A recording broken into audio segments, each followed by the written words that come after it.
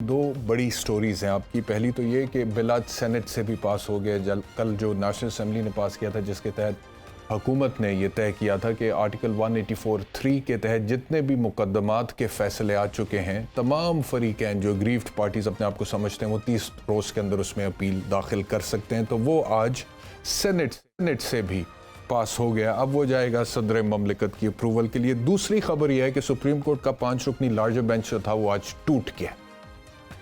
ये अनफॉर्चुनेट है, ये अफसोसनाक एक खबर है, क्योंकि सुप्रीम कोर्ट में तकसीम बड़ी वाज़े नज़र आ रही है। और आज की जितनी भी प्रोसीडिंग्स हैं, मैंने वहाँ पे अपने रिपोर्टर से, हमारे सुनो टीवी के अदील साहब जी, उनसे बात की, तो उन्होंने मुझे बताया जी कि कोई 11:30 बजे के वक्त समात का आगाज़ होना था, लेकिन जज साहिबान टी रूम में मीटिंग कर रहे थे और आगाज़ हो नहीं सका। 11:30 बजे तकरीबन 12:03 पर बेंच आया कमरा अदालत में, और फिर चीफ जस्टिस ने कहा कि मोहतरम जस्टिस अमीनुद्दीन साहब अपना एक स्टेटमेंट पढ़ना चाहते हैं।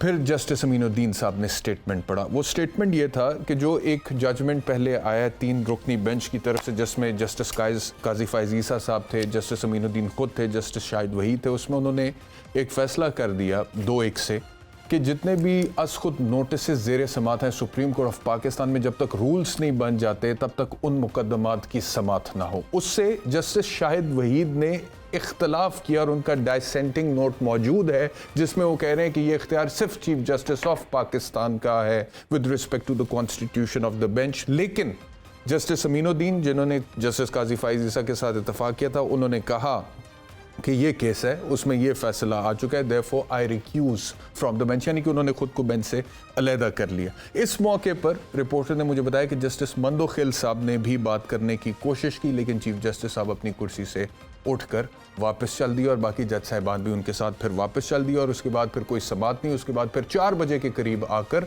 स्टाफ में से एक शख्स ने ऐलान किया कि अब केस की दोबारा समात 11:30 बजे होगी कल, और बेंच में जस्टिस अमीनुद्दीन शामिल नहीं होंगे। अब ये 4 रुकनी बेंच होगा, जिसमें चीफ जस्टिस हैं, जस्टिस जमाल मंदोखेल हैं, जस्टिस मुनीब हैं, जस्टिस एजाजुल एहसन हैं, या इसमें कोई रद्दोबदल होगा, ये मेरे ख्याल में हमें कल पता लगेगा।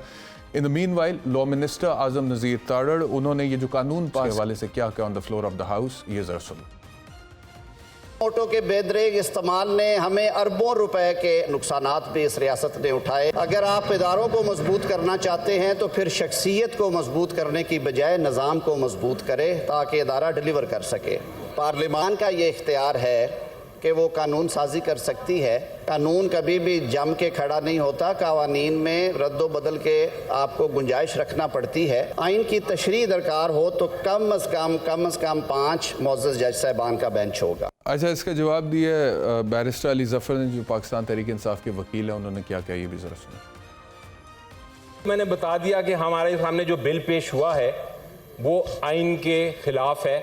जानबूझ के मैं तो हिस्ट्री में इसका हिस्सा नहीं बनूंगा, और अगर ये करना है तो फिर आप सुप्रीम कोर्ट की जुरिसडिक्शन एक तरह से ख़त्म कर देते हैं। हम क्या करने जा रहे हैं, क्या किस किस्म की तारीख लिखने जा रहे हैं।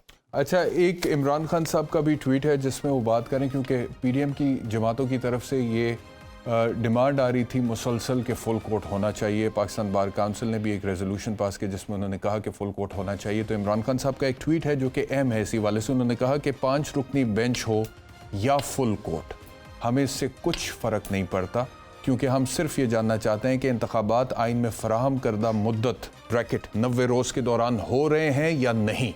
मैंने अपनी असम्बलियाँ तहलील करने से कबल अपने चोटी के आइनी माहिरीन से मुशावरत की, और इन सब की मुत्तफ़िका राय थी कि इंतखाब के 90 रोज़ में इनकाद के हवाले से मुतल्लका आइनी शिक को फलांगना मुमकिन नहीं।